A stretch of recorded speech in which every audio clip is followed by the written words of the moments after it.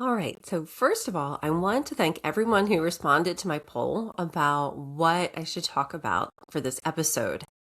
And I'm not terribly surprised by the one that won. How do I find students? And it's a hard one to answer in a broad, general way because it honestly depends on who your ideal client is. But I'm going to do my best to give you some general rules and ideas that can help you get started. Because even though every private practice teaching business is different, there are some foundational pieces that apply to almost everyone.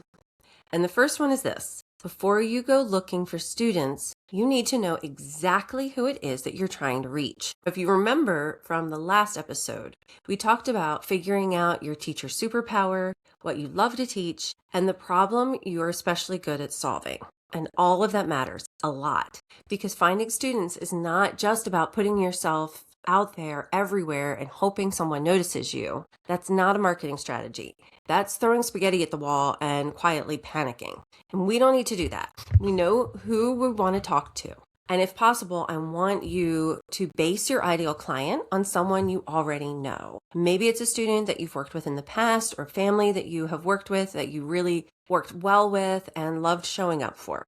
Or maybe it's the kind of learner that just lights you up because your skills, your experience, your personality, and your style of teaching are such a good fit for what they need. If this is an imaginary person, then I want you to make them as real as possible. Really flesh out all of the details. Like, are they dog or cat people or both? What are the parents' hobbies? What socioeconomic status are they in? Make them as real as humanly possible, which is why if you can base them off of someone you already know, that's even better. Or maybe you can sort of mix the qualities of people that you know and people that you don't.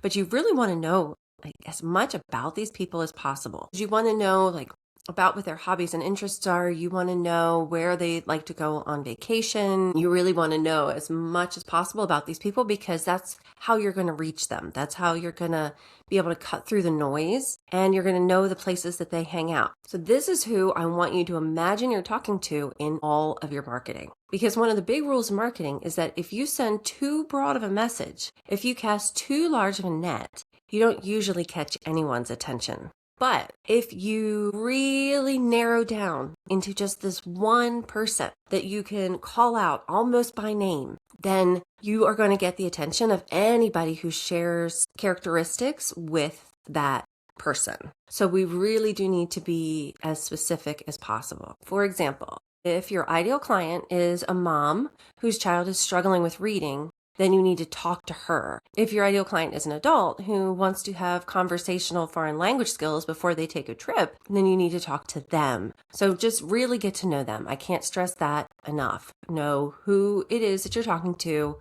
and what their problem is, because I know I've said it so many times, not just even in preparing for this episode, but you really do need to almost call them out by name. Hey, you person, I see you struggling with this problem. Let me help you. I'm amazing at it. And really feel comfortable and confident in saying all of those things. Also, when you are talking to a specific person, you won't get as nervous and your message will be much clearer. So for example, whenever I do anything for the private practice teacher, I always imagine that I'm talking to my teacher bestie, Desiree.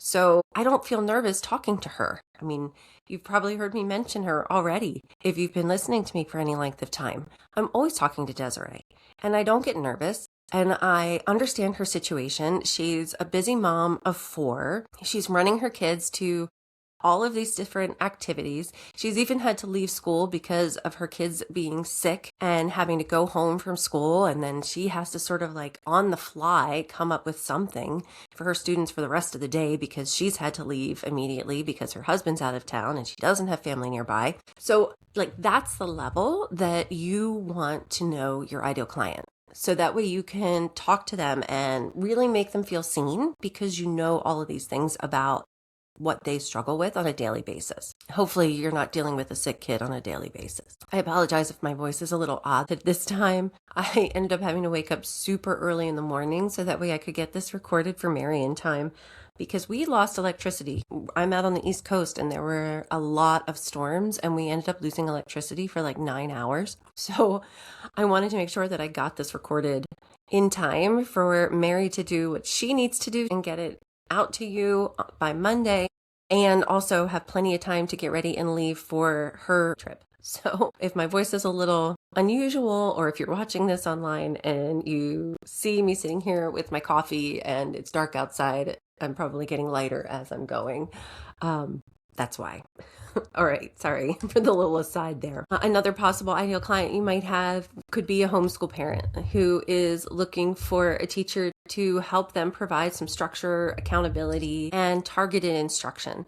So if that is your ideal client, then talk to them, but not everyone. That was a mistake that I made. Now, you still can. I mean, I still got some clients when I was talking about myself instead of them, when I was just saying, teacher for hire, anybody who wants to learn this, reach out to me. I got a couple of referrals. But not nearly what I got when I focused on the person that I wanted to be talking to. It was a lot easier to get their attention. So that's what I'm trying to teach you to do. And in this episode, give you some strategies for different ways that you can do that. Because when you are talking to one specific person, and remember, anybody who shares characteristics with that person will also hear your message. People will recognize themselves in what you're saying. And that's what we want. That's what's going to help them feel seen and help to build that know, like, and trust. The other part of this is that your message needs to be really simple. In the last episode, I gave you a simple marketing formula that sounds like, hey, ideal client, I see you struggling with this problem. I can help. Here's how I help students or learners or families just like you. Here's how you can contact me. And that's it. Short, sweet, direct. We're teachers, and so we love explaining things, and we're really proud of what we create, and we should be. But a lot of times our ideal clients can get lost in that. We can tell them all of that stuff later. We can have places where they can find that stuff. But in the beginning of our marketing, in the beginning of finding our students, we just want to get their attention. And we want to invite them to come and look deeper, look more closely at us and the solutions that we can provide for them. So you want to have that information available where they can find it when they start looking, but you don't want that to be part of your initial, hey, you messaging. Okay. The hey you messaging is to get their attention, pique their interest, and get them to want to come into our online space and look around. So right now, we're just trying to get them in the door. We're just trying to get them to come into the store. Okay. This is not the place where we're going to be talking about our educational philosophy or all of our credentials. There is a place for that, and you will absolutely share that information. But first, people need to know, number one, can you help me? Number two, can you help my child? Number three, do you understand what we're struggling with? And number four, do you have a clear way for me to take the next step? So when you're calling them out and you're inviting them in, you need to be able to tell them what to do next. For me, it's come to my website and check it out. Schedule a free consultation so we can talk. Or sometimes it's send me a DM if you want to talk about this. The easier you can make this step, the better. And remember, it's kind of like dating. So you don't want to ask them to marry you right away.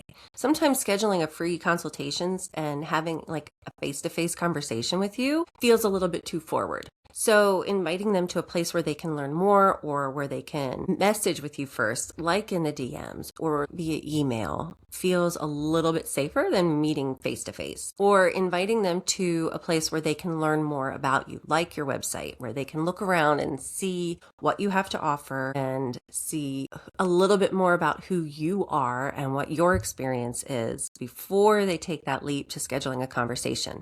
Again, all of this comes down to really knowing your ideal client and how they function, and then inviting them to do the next logical thing of what's going to be most comfortable for them and the step that they're most likely going to take next. But at some point, I do highly, highly recommend getting them on a Zoom call so that way you can have a face-to-face and really sit down and talk about what your expectations of each other are going to be moving forward. So once you have that figured out, then we can start thinking about where we need to show up. And here's where I want you to think very practically. If your ideal student is a child or a teen, then the person making the decision is often going to be the parent or caregiver. And typically, not always, but very often, that is going to be the mom who is going to be in charge of scheduling activities, noticing school struggles, coordinating support, and getting the child to wherever they need to be. So I want you to think about where that mom is already. Where does she go where she might have the time and energy and awareness to notice you and your messaging? So, for example, does she go to the gym? Then put a flyer there if they allow it. Does she go to a local coffee shop or Starbucks? If you can put a small flyer or a postcard on a community board, if you find small businesses that are happy to support other small businesses, because that's what you are, you're a small business, then go ahead and put a flyer up. Remember, we're keeping that message super simple. Hey, you, I see you struggling. Here's how I can help. Here's how you can reach me. And for me, I use a QR code. So I have a lot of that information all on a link tree of where they can schedule if that's what they want to do. If they want to schedule that consultation, they can look at my website. They can find me on my different socials. All of those links are on my link tree. I have an online store on Gumroad. So if they even want to look at some of the resources that you have first before contacting you, they can have that. And Linktree will even make a little QR code for you that you can use they can just scan their phone with it. So if you're old enough to remember when we used to be able to put flyers up in grocery stores, and then you would have all these little pull tabs at the bottom where you would have your phone number that they could call you. You can now just use a QR code. They can scan it with their phone, and then they have all of your information already with them on their phone. I do recommend going back and following up because occasionally people will take your little flyer or your little postcard and they'll take that with them. It's not necessarily been taken down for any reason. It's just they didn't recognize that they could just scan the QR code and have everything they needed. And so they just took it like they used to take those little pull tab phone numbers. So just check in with your flyers. Don't just put them up there and then forget about them. Check in with them because somebody may have taken it by accident. Think about all of the places that she might go. Does she take her kid to the library? And if there's an online community board, like an online newsletter, you can try and get your information in there. If there's a mom's group, if there's Nextdoor, the app Nextdoor, you can put it out there. You can use even Facebook Marketplace has a space for you to share your services. So think about all of those places, your church, martial arts studios, rec centers. Really just think about all the places where they may already be going. Those would be places that you can let them know that you are available, that you're an option for them. When marketing your business, because that's what you're doing, when you're finding students, is part of it's marketing and part of it's networking. So I'll talk about networking a little bit later. We need to do what I call brand awareness marketing. We just need to let people know that you are available to help. And the other piece of it is if we want people to talk about us, we want them to know we want to tell them what to say. If we want people to talk about us, then we need to tell them what to say or what we want them to be saying about us. Because remember, not just your ideal client is going to see this. People who share characteristics with your ideal client. So maybe the mom whose attention it gets, her child is doing fine with reading, but a friend of hers kid is really struggling. And so she's going to have this information and tell her friend, hey, you know what? I saw this flyer at our local rec center. And maybe that would be an option when this mom friend is talking about how she notices her child is struggling. Now, the one who saw the flyer knows what to say because you've told her in the flyer who you help. And so she can recognize that you might be somebody who can help her friend's child. I hope that this is all clear. Like I said, this is really early in the morning for me. So I'm calling this episode Finding Students, but really what we're talking about is putting yourself in the places where your students and families can find you, because they can't find you if they don't know that you exist. So that really is the first job of all of your marketing, is we just need to let people know that you exist. And then we need to let them know what to say about you or what you want them to know about you. And that's visibility. And we like to work with people. So I understand if you're not comfortable being seen, if you don't want to show up online. And right now I'm just talking about on flyers, but we have had so much AI generated images, complete social media accounts that for people that don't even exist. And when we're talking about building a relationship with somebody and they're going to share their child, their money and their time with us, they really want to know that we're a real person and that we genuinely care about what we're doing. And so you need to show up as a real person. You don't want your online persona to be too perfect, because that almost screams AI in this day and age. I mean, right now I'm showing up kind of in my PJs, holding my coffee, talking to you. But it's much better to show up imperfectly than to not show up at all. And those imperfections help people to trust that you are an actual real person and that you're going to show up no matter what. Because showing up and helping is more important than what you might look like on any given day. So when you think about everything you're doing as being for their benefit and as a way of serving them, I think it makes it a lot easier to show up without makeup on or to show up in an imperfect way. But I absolutely understand for the first couple of years, I never posted a picture of myself where I didn't have makeup on. I never got online without having, like a curated face and my hair done and, an outfit. Or I love looking back at some of my old and earlier marketing pieces, which now we call marketing assets. So pieces of content that I put out there and seeing kind of how far I've come in shifting everything that I do and say from being more centered on me and what I wanted to be projecting via my image and my persona versus being about you and helping the people that I want to serve. That has really sort of been a shift. I want you to know that I understand where you're maybe coming from in wanting to make sure that all of your copy is perfect and wanting to make sure that everything that you put out there is perfect. As teachers, we're so accustomed to being judged by everything. I mean, there's even a rubric on how to judge us. So I definitely get where you might be hesitant to put yourself out there. Plus, especially when we're talking about like being in the online space, people can be really mean. So even some of those, I have a middle schooler right now, some of those mean girl fears are genuine. My daughter is dealing with some mean girl issues right now, and people can be mean. And sometimes people are just miserable and they're just mean because they're miserable. It really can have nothing to do with you. And remember, even if it feels like a personal attack, it really says much more about them than it says about you. And I know I talked about that in a previous episode.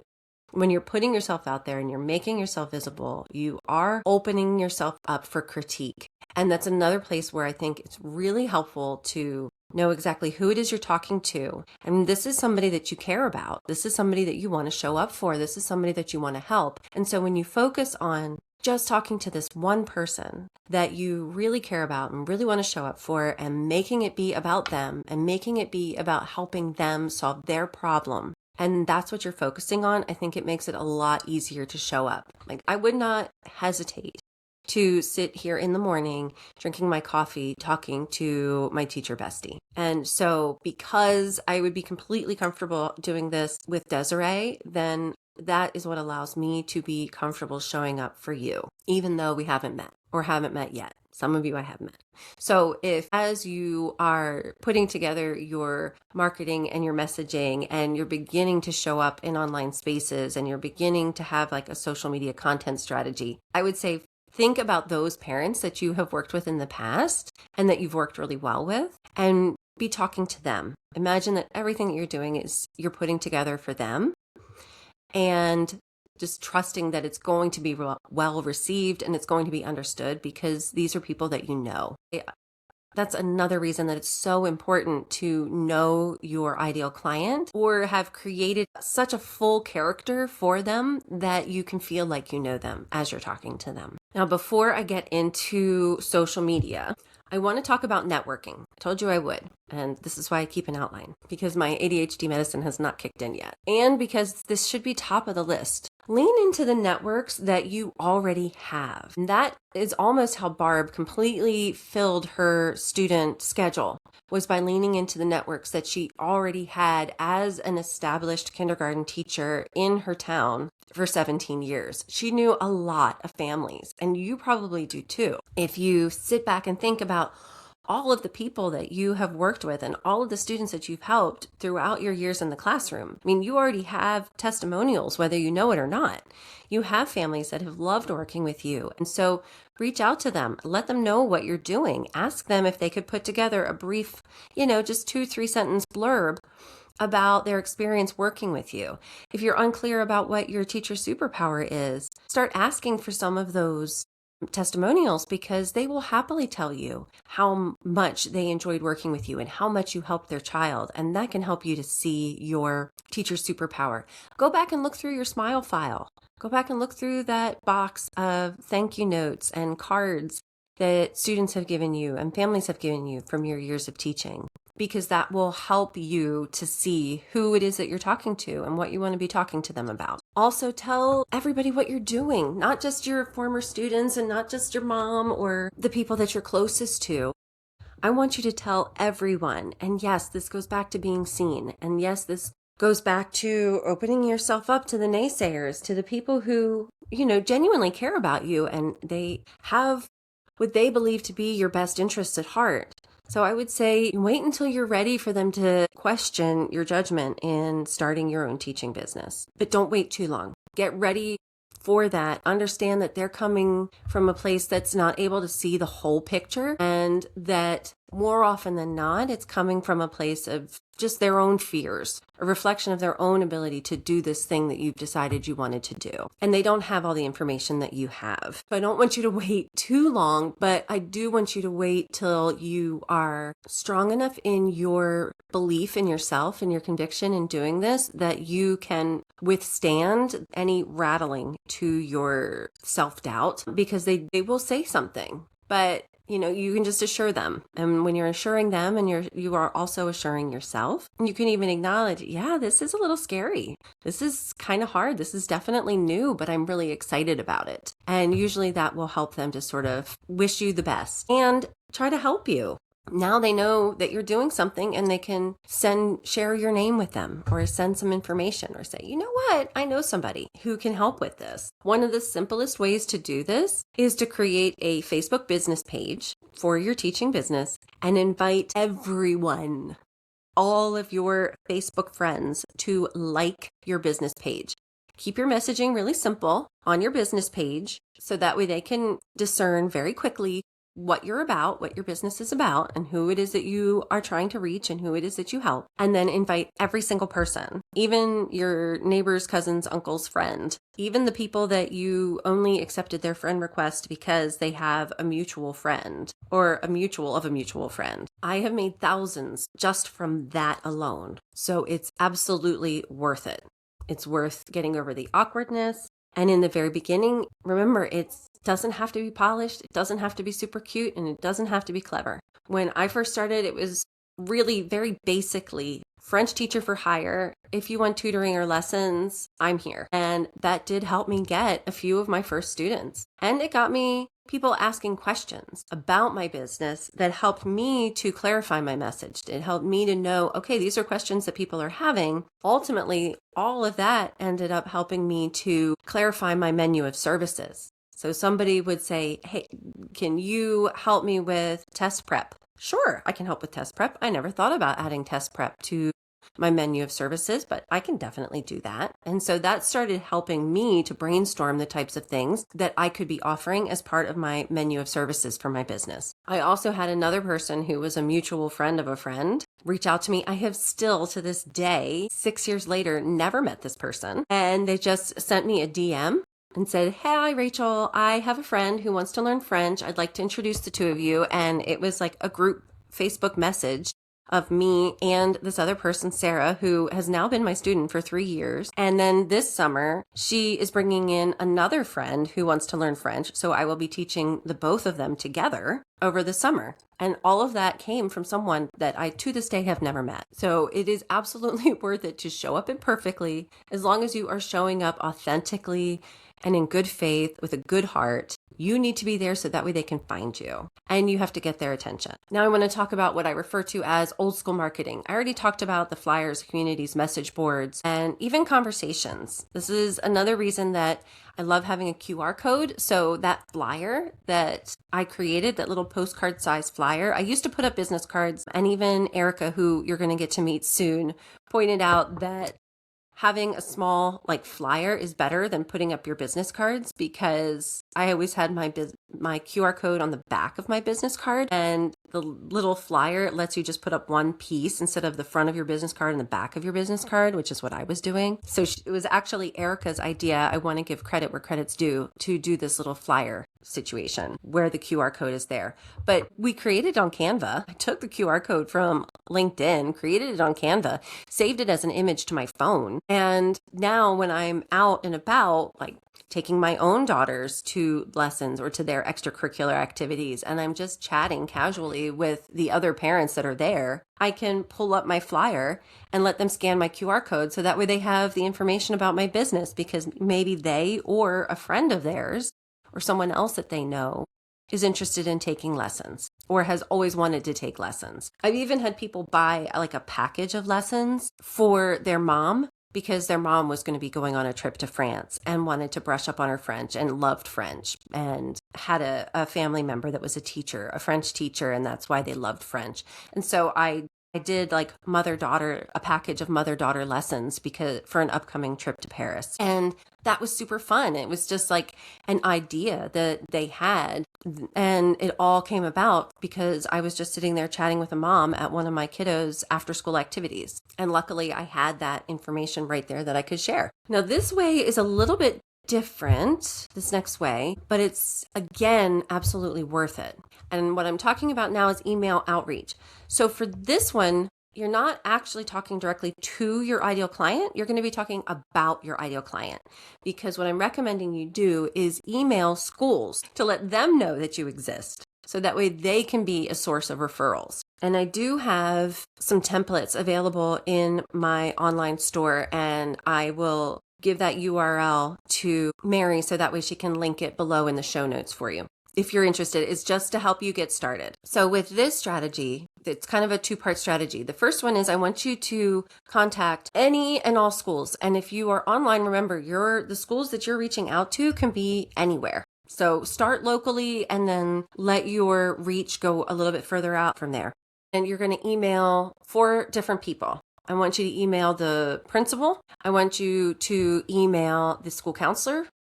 I want you to email the content teacher. And then I also want you to email the homeschool coordinator if they have one. If it's a private school, these titles might be a little bit different. So you'll want to look at their websites and see exactly who would be the best person to reach out to. But those are generally the roles that you should be looking for to reach out. And your messaging is going to be super simple. It's, hi, I'm so-and-so. I do this. If you have students struggling with X, please consider sharing my information with them. I'm here to help. And then provide a link to wherever your information is held online. So if you have a website, great, put the link to that. If you have honestly, I think a website is really the best, but you can also share a social media profile if that's where you keep it. I do prefer a website. I think that it does work the best, but it doesn't have to be like a big, beautiful, multi-page, awesome website. You can create a simple website on Canva with Card, C-A-R-D-D, Wix. There are several different options online where you can, even for free, create just one-page online presence.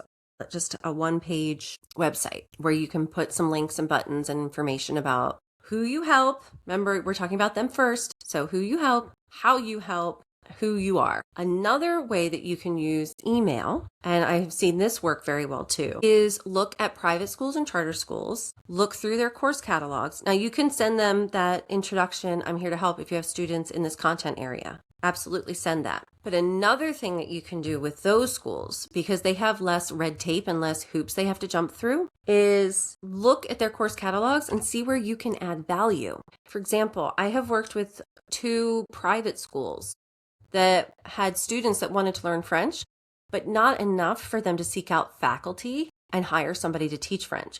So I basically worked with them or alongside them as an independent contractor. And there's 2 different ways that you can do this. You can do, like Amy, for example, in Florida, she is an independent contractor with the micro school that she's working with.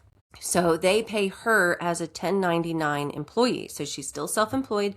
She still sets the terms of her employment, how often she shows up for students and in what way. They negotiated that and set terms for that and a pay schedule for that. So she only sees those students twice a week in person, and then she creates activities for them to work on with another faculty member on the other 3 days a week. Very student-centered activities, so that way the other faculty member doesn't have to have any content knowledge.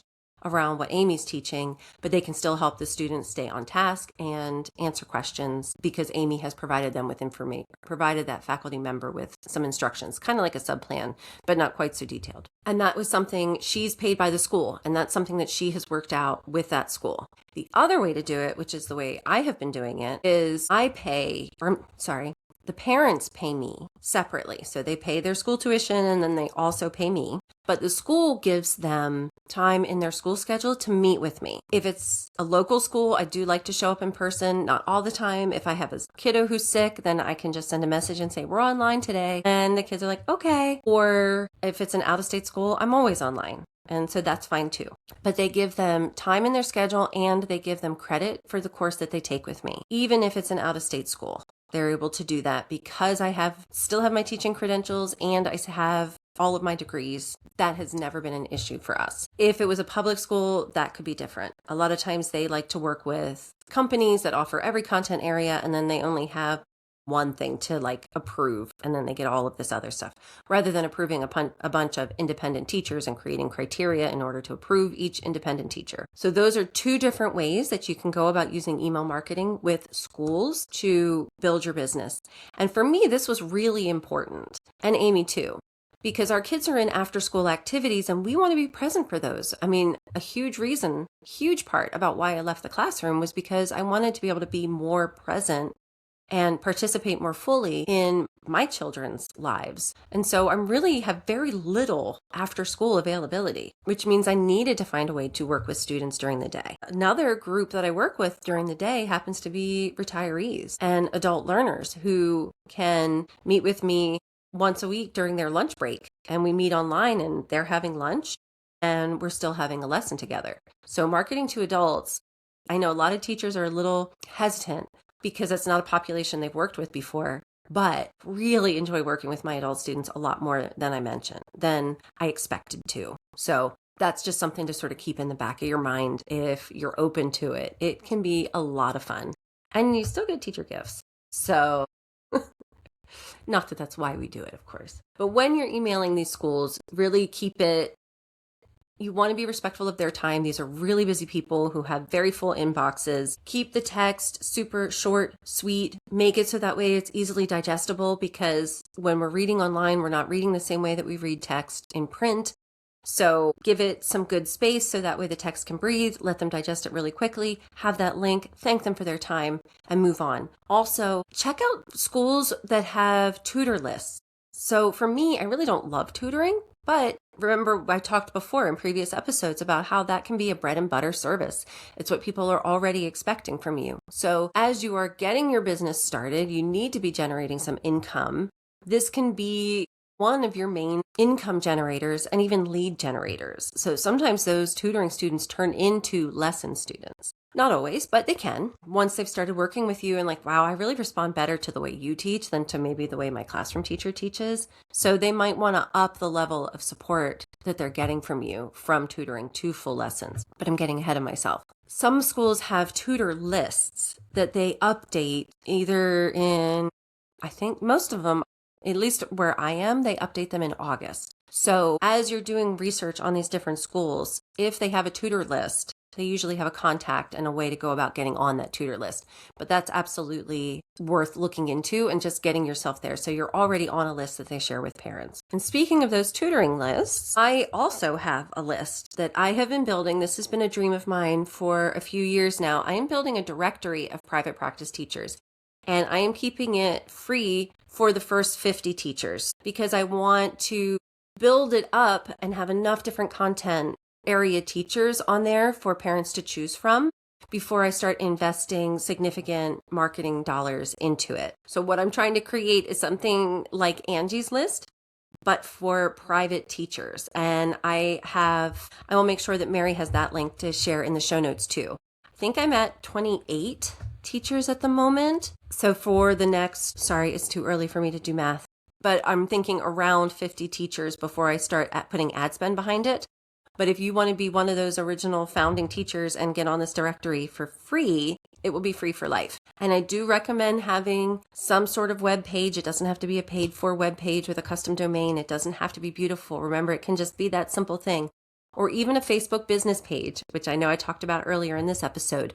A way for them to contact you online. I have a Google form you can fill out, and I will give you some feedback on it. If I am able to list you and your business, I will share the listing with you. If there's something that needs to be tweaked or I'm not able to share about you and your business, then I will give you some feedback on that as well. But I do have this directory. I want you to know when I do start investing some ad spend into it, I am going to share that cost with you. And if you happen to be after those first 50, I promise those first 50, they would be free forever. So I meant what I said. I stay by my word. But if you happen to be over and above those first 50, and I'm investing some ad spend, I am going to share that with you. It should just be a few dollars, maybe a month. So I really want this to stay as a resource for us to get to know other teachers, but also really for parents to be able to find the teachers, or students, adult students, to be able to find the teachers that are right for them. Have really been working this idea of teacher choice, and I want to get that out there and have a place for all of it to live, so that way we can be noticed and have some community as well. Just looking through my notes to see if there's anything else I wanted to share with you about this. And again, so I'm going back to Erica. You're going to meet her soon. We need to set up a time, but she is going to be one of probably my next interview. So she is a literacy and dyslexia specialist. And I thought she came up with a really great strategy. And hers is to connect with other professionals who serve the ideal client, but in a different way. So as a dyslexia specialist, she reached out to psychologists, psychiatrists, testing facilities, and other professionals who may be evaluating or diagnosing students with dyslexia. And her messaging was basically, "Hi, I'm Erica. This is my business. If you have students who need dyslexia intervention, please consider sharing my information with their families." And she received a tremendous response from that. And she has also built some reciprocal relationships where the professionals would say, "Thank you for reaching out." I know my own pediatrician, for example, had a whole list I asked for a list of recommendations when I wanted my kiddos to be seeing different specialists, or if I needed occupational therapy, for example, for one of my kiddos. I asked for a list. I'm like, okay, where do I go and get that? So these professionals, when they diagnose a kiddo with dyslexia, parents could very easily be asking, okay, where do I go to get that? Or do you have any recommendations? And so she was able to set up this reciprocal relationship where they said, absolutely, thank you for reaching out. I'm really glad to meet you. Conversely, if you have any literacy students that you think would benefit from being tested or you suspect have dyslexia, please feel free to share my information with those parents. And so now she has a reciprocal relationship with those professionals. And you just keep it respectful. It doesn't have to be salesy. It doesn't have to be spammy or pushy in any sort of way. This is just thoughtful networking. And I hope that you don't feel any of this is salesy or spammy. It really is all coming from a place of just building awareness and serving your ideal client, helping them with something that they need help with. It doesn't have to be salesy. We can be in this space of service and still reach out to the people that we need to reach. Another example would be Beth, who is a Spanish teacher who teaches high school, middle school, and adults, and has been working with universities for years. But because she wants to work with adults, has been connecting with travel agencies and travel bloggers, because one of the services she wants to provide is Spanish for travelers. And so that makes perfect sense that she would be reaching out. Again, all of this comes from really knowing your ideal client and knowing what is in their environment, what's in their sphere, who are they already contacting, who are they already following. Another creative community idea that I love comes from Barb. And one of the things that she does, she's the owner of the Reading Cube. She's a retired kindergarten teacher who teaches just reading to students pre-K through grade 5. And her business has even been voted best preschool in her town 2 years in a row. But her husband is a volunteer firefighter, and so he got to ride in a fire truck during a parade. And she threw little bracelets that had her business name and email. It was her business name and URL for her business website. And she threw them out of the truck at the parade. And so that was one of the ways she got her name out into her community. We have also put together trick-or-treat bags, which Halloween is a great time because it's right at the end of the first marking period. So it's the things that kids are struggling with are already on parents' radar and top of mind at that time. And you can just put a little business card or a little flyer, or if you even want to run some sort of promotion, you can put it in a little trick or treat bag and then hand it out either at a trunk or treat, or if they're coming right to your house for trick or treat, that's another way to do it. And then this one I loved, I really, really loved. So my elementary school does like a spring fling, and they also do a fall fest. And they're always asking for donations to make gift baskets, and then they will raffle those as a fundraiser. Well, she put together a gift basket for her business and put her business flyer in there and donated it to the school for a raffle. And so you can do this for, if churches are doing raffles, you can do this for schools. And she was able to write the whole thing off because it was part of marketing for her business. And I thought that was a great way. You're generating goodwill, you're helping out in your community, you are creating that brand awareness. The person who's looking for that basket is probably somebody who cares about reading and children's reading, either for their child or their grandchild. So I thought that was just a brilliant strategy. Now, finally, let's talk about social media. I kind of hinted about it, but I didn't really talk about it very much. I mentioned a few things. I do recommend having a Facebook page and an Instagram account for your business. So one of the reasons that I really haven't talked much about social media is because it's a long game. It's not something that works really super quickly. Whereas some of these other more direct marketing, like the email and the gift basket and the networking, that works much more quickly than social media does. And I really do recommend, in the world of AI, using your actual human face. Remember, we have to build know, like, and trust with people. They need to feel like they know us.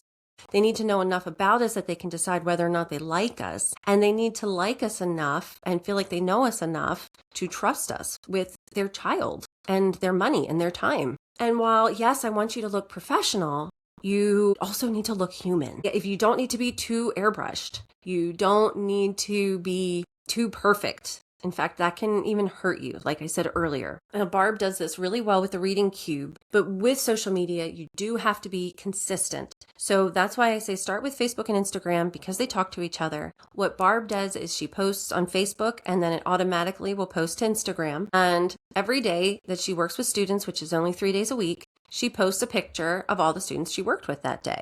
And that's really kind of it. Like, here are the people learning with the reading cube today. They did such a great job. And just like a little teeny tiny blurb, you can absolutely look her up on those places and see the type of marketing that she did.